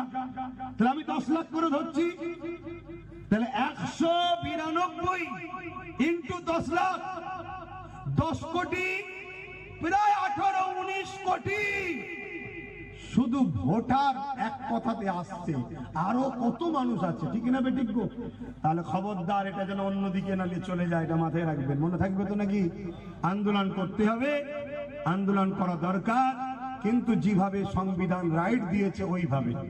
তো যা হযরত ওমর ফারুক উঠে জিজ্ঞেস করলো, তুমি যা ওয়াদা করছো দেবে তো? আবু জেহেল বলল, হ্যাঁ, আমি আমার ওয়াদাতে পাকা রয়েছি। মুহাম্মদকে তুমি কতল করতে পারো, তাহলে তোমাকে পুরস্কার কোনো দেওয়া হবে। হযরত ওমর ফারুক বলে উঠল, আমি রাজি আছি। আবু জেহেল বড় খুশি হয়ে গেল, কেন এটা ওমরই পারবে, অন্য কেউ পারবে না। এ যুবকের অনেক বড় কথা। ওমর ফারুক তরোয়াল নিয়ে বেরিয়ে পড়ল। তরোয়াল নিয়ামের মধ্যে রাখেনি, তরোয়ালকে বাইরে বার করে ফেলেছে। ওই তরোয়াল নিয়ে আগে আগে যেতে লেগেছে ঘোড়ার পিঠে। এ যুবকেরা যাবার সময় বলে যাচ্ছে, এ আবু জেহেল 39 জন কলেমা পড়েছে, মুহাম্মদ রাসূলের দিকে গেছে, 40 আর হতে দেব না। কেননা কাল সকাল হবে, সূর্য উঠবে, মুহাম্মদ রাসূল আর উঠবে না। এই সময় ফেরেশতারা আলোচনা করতে লেগেছে, কি হবে কি হবে। কেন উমর বড় ক্ষমতাশালী, 39 জন হয়েছে, 40 আর হতে দেবে না বলেছে। আমার আল্লাহ আওয়াজ দিয়ে দিলে, হে আমার ফেরেশতারা, চিন্তা করো না, উমরকে যেতে দাও, যেতে দাও। ও বলছে 40 হতে দেব না, আমি আল্লাহ উমরকে কলেমা পড়িয়ে 40 নম্বর বানিয়ে দেব। আরো জোরে বলুন সুবহান। আল্লাহ যিনি নিয়ত করেছে 40 হতে দেবো না, তিনাকে 40 নম্বর বানিয়েছে, তিনি হলেন আল্লাহ। যারা চাইছে ইসলামকে মিটাবো, হতে পারে সে বা তার পরিবার থেকে ইসলামের মুজাহিদ আল্লাহ বার করে দিতে পারে। জোরে বলুন সুবহানাল্লাহ। ইতিহাসে এরকম প্রমাণ আছে না নাই? চিঙ্গিস খান কন্টাক্ট নিয়েছিল, ইসলামকে মুছে দেব, বাগদাদের জমিনে হামলা করেছিল, বাগদাদের মাদ্রাসাগুলো আগুন ধরিয়ে দিয়েছিল, লাইব্রেরিগুলোতে আগুন ধরিয়ে দিয়ে কিতাবগুলো পুড়িয়ে দিয়েছিল। কিন্তু এই চিঙ্গিস খানের বংশেরই একটা আওলাদকে আল্লাহ ইসলামের আলো দিল, পৃথিবীর জুড়ে আবার তার মেসেজ ইসলাম ছুটতে লাগলো। জোরে বলুন সুবহানাল্লাহ। আর প্রমাণ নেবেন, আমার ভারতবর্ষে সর্বপ্রথম যে ব্যক্তিটা বাবরি মসজিদে আঘাত করেছিল, সেই ব্যক্তিটাকে আল্লাহ ইসলামের আলোয় আলোকিত করলো, 100টা মসজিদ বানিয়ে দিল। জোরে বলুন সুবহানাল্লাহ। পরবর্তীতে সে বলছে যে আমরা খুব অন্ধকারের মধ্যে ছিলাম, আমাদেরকে উস্কানো হয়েছিল মুসলমান বিরুদ্ধে, আমাদেরকে বলা হয়েছিল মসজিদে আমাদের অমুসলিমদের বিরুদ্ধে ট্রেনিং দেওয়া হয়, আমাদেরকে বলা হয়েছিল মুসলমানদের মেন্টালিটি হলো অমুসলিমদেরকে শেষ করে দেবে। কিন্তু আমি পরবর্তীতে যখন আমি বাবরিতে প্রথম আঘাত করলাম, আমার মধ্যে একটা কেমন যেন কষ্ট, কোন জায়গায় শান্তি পাচ্ছি না। আমি তখন ইসলাম সম্বন্ধে রিসার্চ করতে শুরু করলাম, জানতে শুরু করলাম। আমার মনের মধ্যে ভাব আসলো, হ্যাঁ ওই আঘাতের পর থেকেই আমার এটা হয়েছে। আস্তে আস্তে প্রফেট মোহাম্মদ রসুলের জীবনী দেখলাম, জীবনী দেখতে দেখতে কখন আমার চোখ দিয়ে পানি বেরিয়ে গেল। হাই রে, এই মানুষটাকে আমি খারাপ বলি, হাই রে ইনাকে আমি গালি দিই, হাই রে ইনার বিরোধী আমি করি, ইনার মতো তো মানুষই হতে পারে না।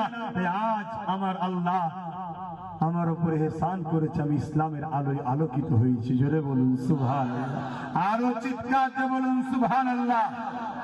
তাই যেমন করে আমাদের মধ্যে একটা অশান্তি লাগিয়ে দিবার চেষ্টা করছে, কারণ কি? যাতে করে আমরা একে অপরে না বন্ধুত্ব করি, না মিশি, না উঠা বসা করতে পারি, ইসলামের আলো চতুর্দিকে না ছড়িয়ে যায়। কথা কিছু মাথায় ঢুকছে তো নাকি? এভাবে যুগে যুগে যুগে ইসলামের বিরুদ্ধে নানান ষড়যন্ত্র হয়েছে। তবে মনে রাখবেন, প্রকাশ্য দুশমন যত শক্তিশালী হোক না কেন, তাদের বিরুদ্ধে বিজয় পাওয়াটা বড় সহজ। কিন্তু ছদ্মবেশী মুনাফিক যদি ভেতরে ঢুকে থাকে, তাহলে বড় ক্ষতি হয়ে যাবে। যেমন ক্ষতিটা উহুদের ময়দানে হয়েছিল। মুখ ভর্তি দাড়ি, মাথায় টুপি, নামাজ রোজা, দাড়ি টুপি সব নিয়ে আব্দুল্লাহ ইবনে উবাই 300 লোক নিয়ে আমার নবীর সঙ্গে উহুদের ময়দানে লড়াই করতে গেল। ঠিক লড়াইয়ের সময় চলে এসেছে, জালিমরা হামলা করে দিয়েছে। ঠিক এমনই সময়তে আব্দুল্লাহ ইবনে উবাই তার নেতৃত্বে 300 সৈন্য নিয়ে সে সেখান থেকে সরে গেল। নবী যে যুদ্ধের নকশাটা তৈরি করেছিল, নবী যে উহুদের ময়দানের পয়েন্টগুলো তৈরি করেছিল, ওই পয়েন্টগুলো সব এলোমেলো হয়ে গেল। এই জন্য আমার নবী সাহাবাদের উপরে ওই যুদ্ধটা বড় কঠিন হয়ে দাঁড়িয়েছিল। এই যুবকেরা তাই নবী পাক জানিয়ে দিলেন, কেউ যদি লড়াইয়ের ময়দানে না যায়, আল্লাহ তাকে কিয়ামতের দিনে ধরবে, আর তওবা যদি করে মাফও করে দেবে। কিন্তু কেউ যদি হকের জন্য লড়াইয়ের ময়দানে গিয়ে ওই ময়দান থেকে যদি ফিরে চলে আসে, আমার আল্লাহ পাক তার তওবাকেও কবুল করবে না। কেননা 100 জন ধরে ধরুন যাচ্ছি, 40 জন যদি ফিরে চলে আসে, বাকি 60 জনের মনের মধ্যে দুর্বল হয়ে যাবে। আর প্রথম থেকেই যদি 60 জন যায়, তারা প্রস্তুতটা নিয়ে যাবে, তাদের মনের স্পিরিটটা সেরকমই থাকবে। এই যে ধোঁকা দিলা, এই ধোঁকাকারীকে আল্লাহ নবী বলছে তওবা আল্লাহ মাফ করবে না। এই আমাদের সমাজে অনেক মুনাফিক লুকিয়ে রয়েছে, যারা আজকে আমাদের সঙ্গে উঠা বসা করছে। ঠিক সময় দেখবেন এরা আমাদিগকে লক্ষ লক্ষ কোটি কোটি টাকাতে কোন জালিম শাসকের কাছে, বেঈমান শাসকের কাছে এরা আবার বিক্রি করে দেবে আমাদের ঘরে। এই বিক্রি করছে না, করে না? একটু হাকি না বলবেন। আমি এই কথাটা সত্য বললাম না মিথ্যা বললাম? কারা বলছেন সত্য একটু হাত তুলে দেখান। আমার বলা ভুল হয়েছে, হাত লম্বা করে তোলেন। আমি ভুল বলছি? বিগত দিন এইভাবে বিক্রি করেছে না করে না? তাহলে বাপ আব্বাস সিদ্দিকীকে একটু বুঝে বুঝে পা ফেলতে হবে।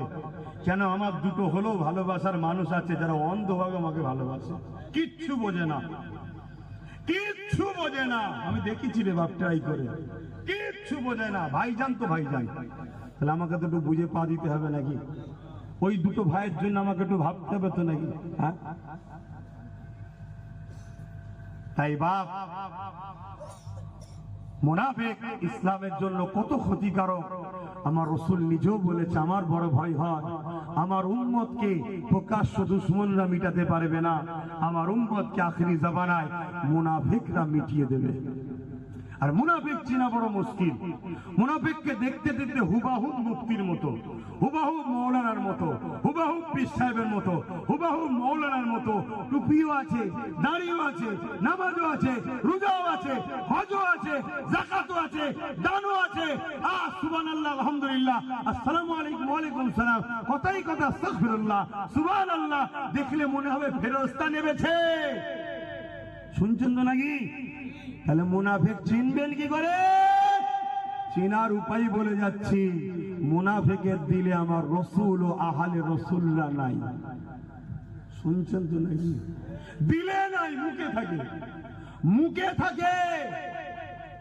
মুখে মোহাম্মদ রসুল বলতে হয়, নাই অসুবিধা আছে তো? কিন্তু জায়গা তৈরি করে নেবার পর আস্তে আস্তে বলে ঠিক আছে, উনিও মানুষ আমিও মানুষ, ওনারও ভুল ছিল। এসে আস্তে আস্তে বিষ ঢুকায়। এগুলো হচ্ছে কি? মুনাফিক। কেন এই বিষটা ঢুকাচ্ছে?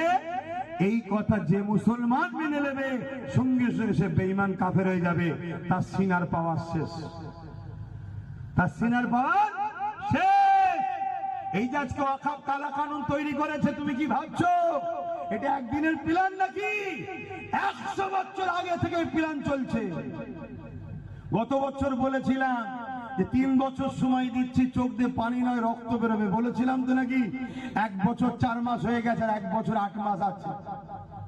কত বড় একটা আইন হয়ে গেল দেখলেন? এই ওয়াকফ কালা কানুন যদি লাগু করতে পারে, আমি আপনাদের বলে দিচ্ছি এই ভারত থেকে ইসলামের ধর্মের যে রীতিনীতি মূল যে মেন সবকিছু দুর্মে মুছড়ে শেষ করে দেবে এরা।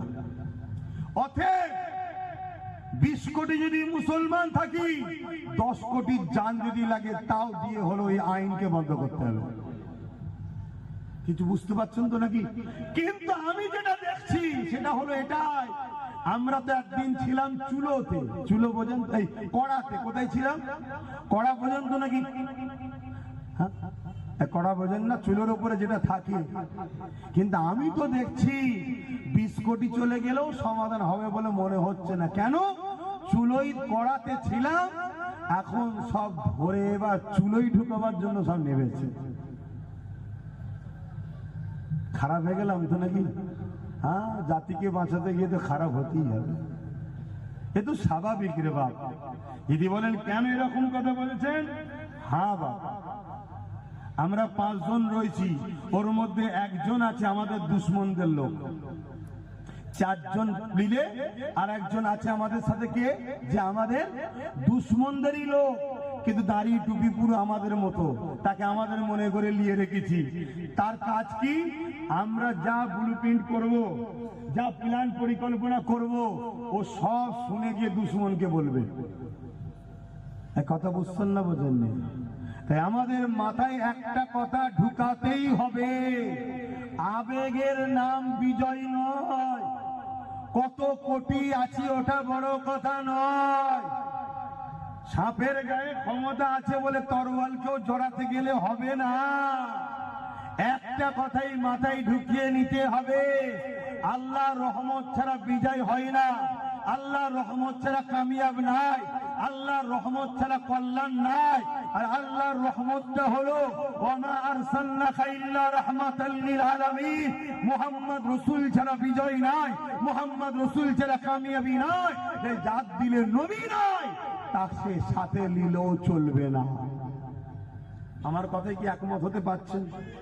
সে আপনার সঙ্গে আমার জুদিয়াত মশলা ঝগড়া থাকতে পারে, মসজিদের ভেতরে আজান দেবো না বাইরে দেবো, খাবার আগে নুন খাবো না খাওয়ার পরে খাবো, পানি আগে খাবো না পরে খাবো, দস্তখান বিচে কি বলে ওই খাবার পরে মিষ্টি খাবো কি খাবো না, সূরা ফাতিহা খাবার আগে ফাতিহা শরীফ করব, খাবার সামনে নিয়ে না হাঁড়িতে থাকবে এখানে ফাতিহা করে নেবো, এসব জুজিয়াত মাসলা তোমার সঙ্গে আমার থাকতেই পারে, এটা ফ্যাক্ট নয়।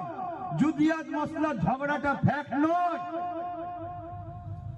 কথা মাথায় ঢুকছে তো নাকি?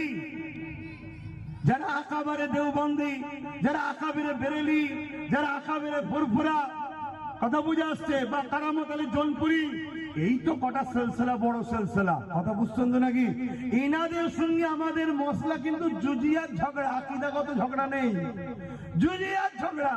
আর জুজিয়াত বিষয়টা এমন কিছু ফ্যাক্ট নয়, ওটা কোনো ফ্যাক্টই নয়। কথা বুঝে আসছে তো নাকি?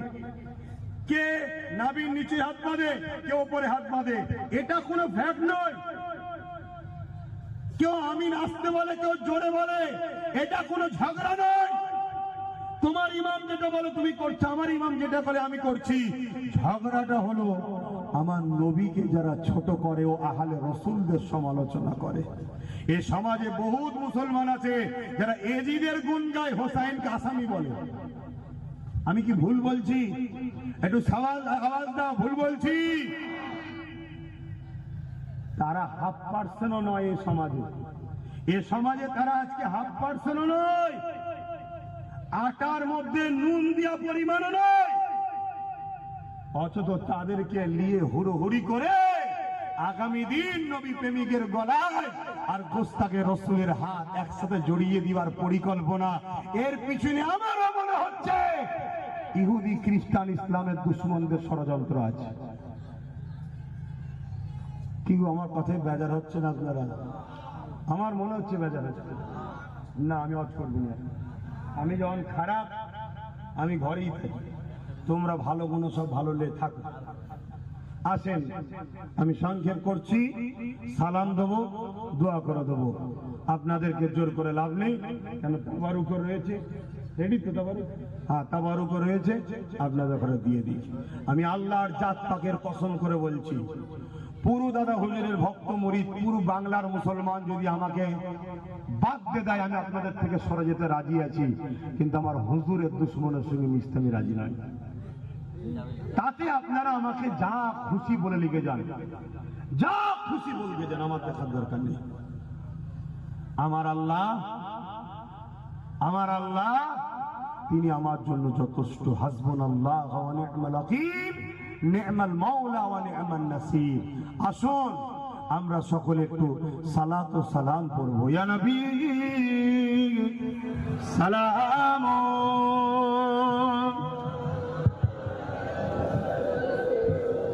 ভালো না?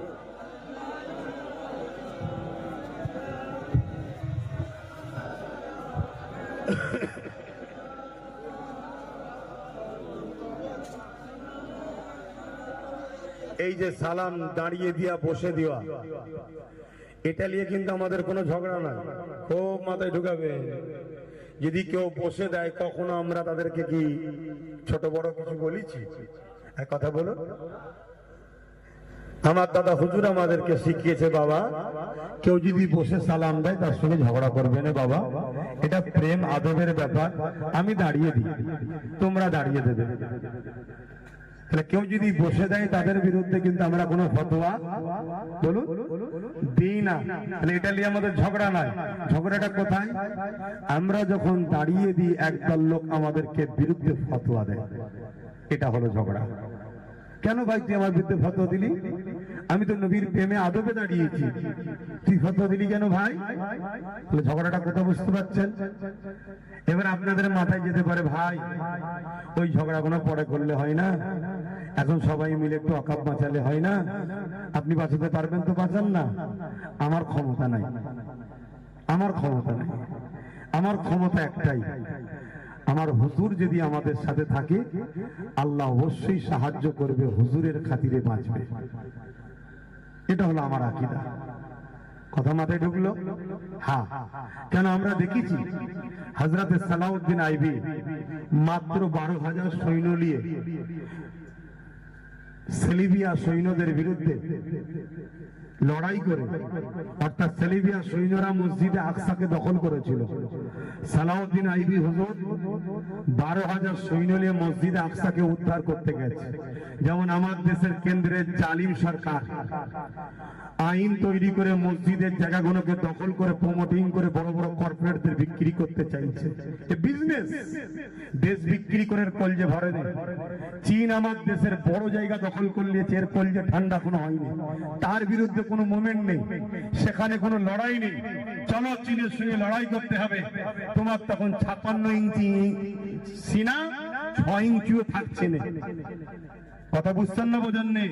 আরে তুমি যদি নাই পারো, তুমি একবার এলান করে দেখোই না, দেশের জন্য মুসলিম ইমানদার উলামাদের ঘরে বলো না যে তোমাদেরকে সম্পূর্ণ পাওয়ার দিচ্ছি, চীন যতটুকু জায়গা নিয়েছে একটু উদ্ধার করে দাও। আল্লাহর জাত পাকের কসম করে বলছি, হযরত আব্দুল আজিজ মুহাদ্দিস দেলভি যখন আওয়াজ দিয়েছিলেন, হে উলামারা রাস্তায় নামো, ব্রিটিশ তাড়াতেই হবে, ব্রিটিশ থরথর করে কেঁপে গিয়েছিল। জোরে বলুন সুবহানাল্লাহ। আমরা সেই ইমানদারের পাওয়ার এটাই, সেদিকে কোনো গুরুত্ব নাই, সেদিকে কোনো খেয়াল নাই। ইনার খেয়াল দেশ বিক্রি করতে হবে, রেল বিক্রি করে দিয়েছে, এয়ারপোর্ট বিক্রি করে দিয়েছে, সব একটার পর একটা বিক্রি করে দিচ্ছে। আমার কত কষ্ট পেচ্ছেন নাকি? দেশে আগে গরিব ছিল 50 কোটি, ইনার দয়াতে ইনি যতদিন এসেছে 14 থেকে, এখন দেশের গরিব হচ্ছে কম বেশি 100 কোটি গরিব হয়ে গেছে। শুনছেন তো নাকি? তাহলে কত ভালো কাজ করছে বুঝতে পারছেন না? আচ্ছা, দেশে কি 100 কোটি মুসলমান আছে? কত আছে? 20, খুব জোর 20 কোটি আছে। আরে তাদের হিসাব 20 কোটি আছে, তাহলে বাকি 80 কোটি গরিবটা কারা? এই যে 50 টাকা করে গ্যাসের দাম বেরিয়ে দিল, এটা কি শুধু মুসলমানদের জন্য? এই যে 2 টাকা করে তেলের দাম বাড়লো মুসলমানদের জন্য? 13% তেলের কি বলে ওষুধের দাম বাড়লো মুসলমানের জন্য? পুরো দেশবাসীকে নষ্ট ভণ্ড করে ফেলছে। এবারে দেশবাসী যদি ঠান্ডা থাকে, এগুলো তো বুঝবে, তাই সব সময় ধর্ম ধর্ম লাগিয়ে দাও। এরা মারপিট করুক, এরা নিজেরা মারপিট করুক, আর আমি ওই সুযোগে দেশটাকে পুরো বিক্রি করে দিয়ে আস্তে আস্তে পালাই। এমনি তো বলেছে, मैं फकीर आदमी हूं, झूला लेके भाग जाएंगे, বলা অভ্যাসই আছে। আমার তোমার কি হবে? কথা শুনছেন না শুনেন নে? তো সেই জায়গাতে বাপ ভাইরা এভাবে তখন তারা আজকে এই কি বলে ওয়াকাফ বিলের বিরুদ্ধে আজকে হাত তুলেছে, তাই তো নাকি? মূল লক্ষ্য কি? ভালো ভালো কোম্পানিগুলোকে বড় বড় কোম্পানির হাতে বিক্রি করে দেবো, দিয়ে ওটাও বিক্রি করে টাকালে চলে যাবো। হয়তো আমার অন্য ধর্মের ভাইরা ভাবতে পারে যে আমাদেরটা লিখছে না। আপনারা জানেন কি জানি না, আপনারাও শুনে রাখেন, বলবেন। দুঃখ তো আমার এই জায়গায়, আন্দোলন তো অনেক হচ্ছে, এইসব কথাগুলো কেউ বলছে না। 2023-এ আদিবাসী ভাইদের জল জঙ্গলের সম্পদ বিক্রি হয়ে যাচ্ছে। এই সরকারি আইন পাস করে আদিবাসীদের জায়গা নিয়েছে 2023-এ। শুনে রেখে দাও, জল জঙ্গলকে কেটে পুরো পরিষ্কার করে জীব জন্তু গাছপালা কেটে অক্সিজেনের সমস্যা হবে আগামী দিন। অক্সিজেন পাবেন কোথা? এই তো হায়দ্রাবাদে 400 একর জমি, মানে 1200 বিঘে গাছ কেটে জীব জন্তু কেটে সেখানে বড় বড় কোম্পানির হাতে জায়গা চলে যাচ্ছে। তাহলে 2025-এ মুসলমানদের ওয়াকাফ, এরপরে আসছে শিখ ভাইদের নেবে, তাদেরও আমাদের মতো সম্পদ আছে, খ্রিস্টানদের নেবে, তাদেরও আছে। শুনে রেখে দেন, সব থেকে বেশি যে সম্পদটা আছে হিন্দু ভাইদের দেওবন্দ সম্পদ। ইসলামী ভাষায় ওয়াকাফ, সংস্কৃতি ভাষায় হিন্দু ভাইদের দেওবন্দ সম্পদ, ওটা তাদের সম্পদ, তাদের ধর্মের মানুষেরা দিয়ে গেছে। ওয়াকাফ আমার ধর্মের মানুষরা দিয়ে গেছে। তো সব ভাইয়ের যখন ঝাড়া হয়ে যাবে, আমার হিন্দু ভাই আপনাদেরটা নেবে। কেন সরকার কিচ্ছু বোঝে না, একটা জিনিসই বোঝে, পুঁজিপতিদেরকে খুশি করো, তাদের আমি গুরু হয়ে থাকি। কথা মাথায় ঢুকছে তো নাকি? যদি এ সরকার গরিবদের কথাই বুঝতো, তাহলে ডোনাল্ড ট্রাম্প যখন আহমেদাবাদ স্টেডিয়াম উদ্বোধন করতে এসেছিল, রাস্তার দুদিকে চট দিয়ে ঘিরে দিয়েছিল। কেন? রাস্তার দুদিকে অমুসলিম গরিবদের সব বস্তি ছিল। ডোনাল্ড ট্রাম্প যেন দেখতে না পেয়ে যায়, ঘৃণা লাগছে, ঘৃণা। অতএব বুঝুন আমার বন্ধু, আমার দেশবাসী সাথী ভাইরা, বুঝুন, জানুন, জানতে হবে, আবেগে হই হই করলে হবে না। 50-60 হাজার টাকা করে দিয়ে দিয়েছে, শুধু খাচ্ছে যাচ্ছেন আর নাচছেন। খেয়াল আছে আপনার ঘরের বোনটা বড় হচ্ছে, মেয়েটা বড় হচ্ছে, জিনিসপত্র কি দাম বাড়ছে, আগামী দিন বিয়ে শাদী দেবেন কি করে? ভাববেন না? সব জাতিকে ভাবতে হবে। তো যাক, এরপরও আপনাদেরকে বলে যাচ্ছি, খারাপ নিচ্ছেন, কষ্ট নিচ্ছেন, এরপরও আপনাদেরকে বলে যাচ্ছি, এর আগেও অনেকবার এভাবে আল্লাহর ঘর, মসজিদ, মাদ্রাসাকে দখল করার, অপমান করার অনেক চেষ্টা চলেছে। আমার আল্লাহ প্রত্যেকবারই তিনি তিনার পক্ষ থেকে সাহায্য করে বিজয় দিয়েছে, জোরে বলুন সুবহানাল্লাহ। কিন্তু আমি আবার বলে যাচ্ছি, ইমাম গাজ্জালি হুজুরকে মানেন আপনারা? নাম শুনেছেন? কারা কারা শুনেছেন একটু হাত তুলে দেখাবেন। ইমাম গাজ্জালি, সবাই তো কম বেশি হাত তুলছে। যা, অত বড় আলেম, অত বড় ওলি, অত বড় ইমাম, অত বড় আল্লাহর প্রেমিক পৃথিবীতে আছে কি সন্দেহ আছে আজকের দিনে? একবার মুসা নবীর সঙ্গে দেখা করতে এসেছিলেন, তিনার সময় আবার দুনিয়া এসেছেন, আবার আমার নবীর উম্মত হয়ে। কথা বুঝতে পারছেন কত বড় পাওয়ারফুল? তিনার দুটো কথা বলবো সালাম দিয়ে বসার পরে, একটু মাথায় রাখবেন, তারপর বুঝবেন যে আব্বাস সিদ্দিকী ঠিক বলছে। ইয়া নবী সালাম, ইয়া রাসূল সালাম, ইয়া হাবিব সালাম।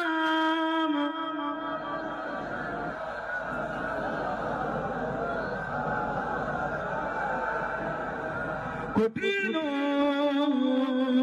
হাসরের দিনে কি আছে মোদের কপালে, গুনাহগার উম্মাহ আতু আপনা লইবেন সঙ্গে মাহশরে। নবী সালাম, ইয়া রাসূল সালাম।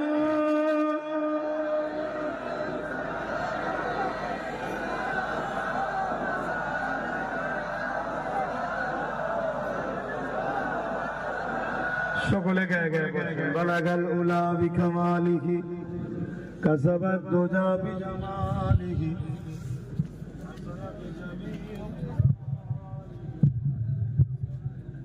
সাল্লু আলাইহি ওয়া আলিহি আল্লাহুম্মা